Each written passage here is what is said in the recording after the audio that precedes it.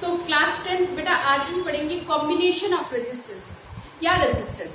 Okay, तो resistance या resistors को जोड़ने की क्या जरूरत पड़ी? कॉम्बिनेशन का मतलब जोड़ना है ना, तो जोड़ने की क्या जरूरत पड़ी बेटा? जब हम अलग अलग सर्किट बनाते हैं ना, अलग अलग डिवाइसेस के लिए, टीवी के लिए, रेडियो के लिए, तो उनको उनमें रेजिस्टेंस जोड़ने की जरूरत पड़ती है। क्यों? क्योंकि हमारे पास कहीं पे करंट ज्यादा चाहिए होता है, कहीं पे करंट हमें क्या चाहिए, कम चाहिए होता है, ठीक है ना। कहीं पे करंट ज्यादा, कहीं पे करंट कम चाहिए होता है, तो उनको कंट्रोल करने के लिए हमें क्या करना पड़ता है, रेजिस्टेंस को क्या करना पड़ता है, कंबाइन करना पड़ता है। तो आज की क्लास में दो तरह के कॉम्बिनेशन पढ़ेंगे। इनफैक्ट 10th क्लास में दो भी तरह के कॉम्बिनेशन पढ़ाए जाएंगे, सीरीज कॉम्बिनेशन, पैरेलल कॉम्बिनेशन और एक मिक्स कॉम्बिनेशन होता है। आगे मुझे कोई क्वेश्चन दिख गया तो डेफिनेटली करवाती हूँ, ठीक है। तो अभी की क्लास में हम करने वाले हैं सीरीज कॉम्बिनेशन। बेटा सीरीज कॉम्बिनेशन क्या होता है? अच्छा देखो, सीरीज कॉम्बिनेशन का मतलब तुम्हें रेजिस्टेंस को मतलब रेजिस्टेंस को कैसे रिप्रेजेंट करते हैं बताया था? नहीं बताया था तो देख लो, वैसे बताया होगा, ठीक है। कोई वायर में ये जो उबड़ खाबड़ सा दिखाते हैं, ये ऊपर नीचे वाला, ये रेजिस्टेंस को रिप्रेजेंट करता है। ये रेजिस्टेंस को क्या करता है, रिप्रेजेंट करता है। ऐसा दिखाओगे तो यानी वो क्या दिखा रहे हो, रेजिस्टेंस ऑफ द वायर दिखा रहे हो, ठीक है। तो मान लो हमारे पास दो तार है, भाई एक को तो जोड़ नहीं सकते, दो या दो से ज्यादा तारों को ही जोड़ेंगे। तो मान लो मेरे पास दो तार है, एक का रेजिस्टेंस R1 है और दूसरे तार का रेजिस्टेंस क्या है, R2। मान लो एक मटेरियल मेरा कॉपर है, दूसरा मेरे पास क्या है, सिल्वर है, मान लो, ठीक है। ओके, तो सीरीज कॉम्बिनेशन का मतलब होता है बेटा जब हम दो तारों को ना एंड टू एंड जोड़ दें। क्या कर दे, मान लो ये तार है, इसके साथ मैंने एक तार यहाँ जोड़, ऊपर नीचे नहीं, ऐसे। तीसरा तार है, तीसरे को लेके मैंने यहाँ जोड़, ऐसे कंबाइन करते हो ना, भी दो तार दिया और यू करके मैंने क्या करती है, जोड़। अगर एंड टू एंड जुड़े पड़े हैं तार तो वो हमारे क्या होते हैं, सीरीज कॉम्बिनेशन, ठीक है। आओ देखते हैं सीरीज कॉम्बिनेशन करके रेजिस्टेंस बढ़ता है या रेजिस्टेंस घटता है, ठीक है। दो तार लो और दोनों तारों को तुमने जोड़ दिया, एक ये और एक, बढ़िया। चलिए आइए, मान लो इस पे हमने क्या लगा दिया, पोटेंशियल डिफरेंस लगा दिया, ये तुमने क्या लगा दिया, की लगा दिया। अभी क्या है, ओपन सर्किट, स्विच नहीं लगा हुआ, ओपन सर्किट, इसको क्लोज किया।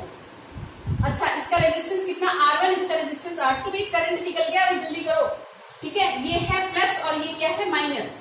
ओके जी, हमें पता है conventional current plus two minus दिखाता है, हायर टू लोअर। तो ये गया करंट, ये गया करंट, ये गया करंट, ये गया करंट। क्या करंट के चलने का कोई और रास्ता था? करंट एक ही रास्ते पे तो जा सकता था। यानी आप याद रखिएगा, सीरीज कॉम्बिनेशन करते टाइम पे हमें दो चीजें याद रखनी है। एक, पहली बात हमेशा कि करंट क्या रहेगा, सेम। जितना करंट हमने यहां से निकाला उतना ही करंट पूरे पे, उतना ही करंट घूमेगा, कहीं पे करंट डिवाइड नहीं होगा, ठीक है। यहां से आई अमाउंट का करंट निकला तो आई ही पूरे में फैलेगा, चलेगा, ठीक है। ओके, और दूसरा आपको ये देखना है कि अगर इसमें से करंट आई जा रहा है, रेजिस्टेंस R1 है, तो इसका पोटेंशियल डिफरेंस कितना होगा, अलग। यानी दूसरी बात हमें ये याद रखनी है, पीडी क्या कर जाएगा, डिफरेंट। पीडी क्या हो जाएगा, अलग अलग हो जाएगा। यानी इस वाले वायर जिसका रेजिस्टेंस R1 है, उसके अक्रॉस पोटेंशियल डिफरेंस कितने का होगा, V1। जिसका रेजिस्टेंस R2 है, उसके अक्रॉस पोटेंशियल डिफरेंस कितना होगा, V2। और अगर तीसरी तार होती R3 वाला तो उसके अक्रॉस पोटेंशियल डिफरेंस कितना होता, V3, ठीक है ना। इस टोटल पे हमने पोटेंशियल डिफरेंस कितना दिया, V। यानी मान लो मैंने अगर 6 वोल्ट यहाँ पे दिया तो इन दोनों में बटने के बाद वो 6 वोल्ट ही रहेगा, 6 वोल्ट से ज्यादा नहीं होगा। हो सकता है कि इस पे 2 वोल्ट आया हो सकता है इस पे 4 वोल्ट आया हो सकता है इस पे 1 वोल्ट आया हो और इस पे 5 वोल्ट आया हो। बढ़ने नहीं वाला, कैसे बढ़ेगा, तुमने तो एक सेल फिक्स कर दिया ना, ठीक है। करंट के जाने का रास्ता भी तुम्हारा एक ही है, तो V1 मेरे पास क्या हो जाएगा, अलग, क्योंकि करंट सेम है। R1 क्या है, ये वाला जो तार है उसका रेजिस्टेंस अलग है, ठीक है। जितना अमाउंट इसमें से करंट जाता हुआ दिख रहा है उतना ही इसमें से जाता हुआ दिख रहा है, तो बदलेगा क्या, पोटेंशियल डिफरेंस। दो बातें याद रहेंगी। सीरीज कॉम्बिनेशन कर रहे हैं, बहुत इंपॉर्टेंट टॉपिक है बेटा, क्योंकि इसको जब तुम 12th में अप्लाई करोगे ना, तब कॉम्प्लिकेटेड सर्किट्स आएंगे, तब वहां पे करना मुश्किल हो जाएगा, ठीक है। समझ लो, जब हम सीरीज कॉम्बिनेशन लेते हैं तो करंट क्या रहता है, सेम। पोटेंशियल डिफरेंस क्या हो जाता है, डिफरेंट। ओके, आओ करो। अब देखिए इसमें क्या होगा, हम लिखते हैं पोटेंशियल नेट पोटेंशियल डिफरेंस जो रहेगा, नेट पोटेंशियल डिफरेंस जो होगा वो मेरे पास किसका सम होगा, V1 प्लस V2, हाँ कि ना।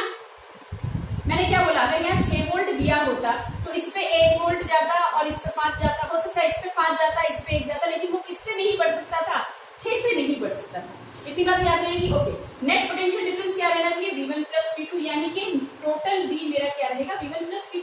तो V1 कितना है, आओ निकालते हैं। V1 कितना है, V1 ओम्स लॉ पढ़ा है, वही चल रहा है, V is equal to I है, ये तो पढ़ा है ना, V is equal to I into आर। तो अगर मैं V1 निकाल रही हूँ, V1 इसमें से करंट कितना जा रहा है, I1, रेजिस्टेंस कितना है, इसमें से करंट कितना जा रहा है, I, रेजिस्टेंस कितना है, R1। Very good. अब इस वाले में V2 निकालो, दूसरे वाले तार में क्या है, V2 कितना जा रहा है, I इंटू R2। बोलो हाँ कि ना। दोनों को उठाओ और यहाँ पे क्या कर दो, सम कर दो। V पूरे सर्किट के अंदर V कितना जाएगा, I इंटू R। यहाँ V1 कितना है, I इंटू R1, V2 कितना है, I इंटू R2। तो बेटा इसमें से कॉमन आने वाला क्या दिख रहा है, I, क्या हुआ, R1 प्लस R2। यहाँ पे कितना आया, I इंटू R, I से I गया, तो क्या लिखा, resistance in the series is equal to R1 plus R2। बोलो क्या समझ में आया, कि अगर हमने रेजिस्टर्स को ऐसे जोड़ दिया, एंड टू एंड सीरीज में जोड़ दिया, तो रेजिस्टेंस हमेशा बढ़ेगा, रेजिस्टेंस वहां पे कम नहीं होगा। रेजिस्टेंस बढ़ेगा तो करंट क्या होगा, कम होगा। याद रहेगा, इतना याद रहेगा। क्या हुआ, RS is equal to R1 plus R2। क्या चीजें याद रखनी है, सीरीज कॉम्बिनेशन में करंट हमेशा क्या रहेगा, सेम। पोटेंशियल डिफरेंस क्या हो जाएगा, चेंज। एक क्वेश्चन करें, चलो इसको पॉज करके नोट डाउन करो, हम एक क्वेश्चन करते हैं। तो बेटा बहुत बेसिक से एक क्वेश्चन मैंने लिखा है, करो इसको करने की कोशिश करो। 4 रेजिस्टर, 4 रेजिस्टर है, ईच ऑफ रेजिस्टेंस 2 ओम। हर एक रेजिस्टर का कितना रेजिस्टेंस है, 2 ओम का है। तुम कंडक्टर लिख लो, कंडक्टर है तो रेजिस्टेंस इतना ज्यादा नहीं होगा, इसलिए मैंने क्या लिखा, रेजिस्टर है, ईच ऑफ रेजिस्टेंस 2 ओम। बताया था ना, कंडक्टर रेजिस्टर बताया था ना, तो इसलिए नहीं लिखा, है ना। हर एक का रेजिस्टेंस कितने का है, 2 ओम का है। इनको हमने क्या कर दिया, सीरीज में लगा दिया।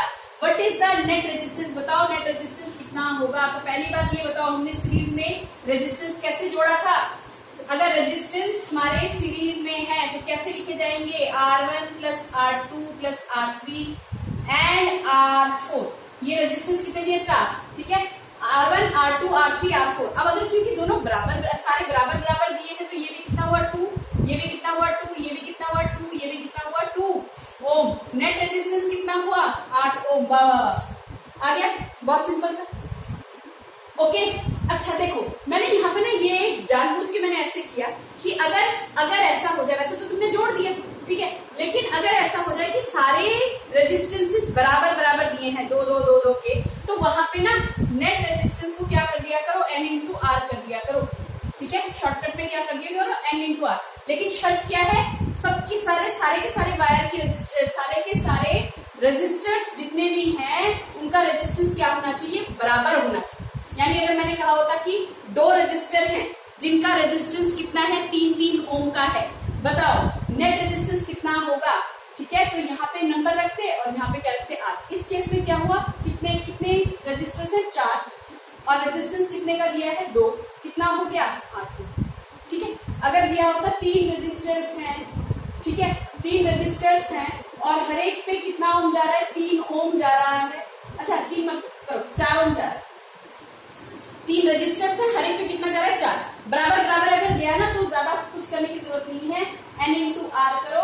N नंबर ऑफ रजिस्टर कितने हैं, नंबर ऑफ रजिस्टर कितने हैं, 3, और वैल्यू कितनी है, 4, नेट कितना हो जाएगा, 12, ठीक है। अलग अलग है तो कर लो, ये मान लो 3 है, ये मान लो 2 है, ये मान लो 5 है, ये मान लो 6 है। अलग अलग है तो ऐसा कर लो, नहीं तो अगर बराबर के दिए हैं तो N इंटू R कर दिया, ठीक है। ओके, अब इसी क्वेश्चन को थोड़ा सा मैं बढ़ा देती हूँ कि इसी क्वेश्चन को, सेम क्वेश्चन को हमने क्या कहा, हमने कहा कि मान लो सर्किट में मैंने if PD applied is 20 volt in the same circuit, what will be the current? What will be current in the circuit?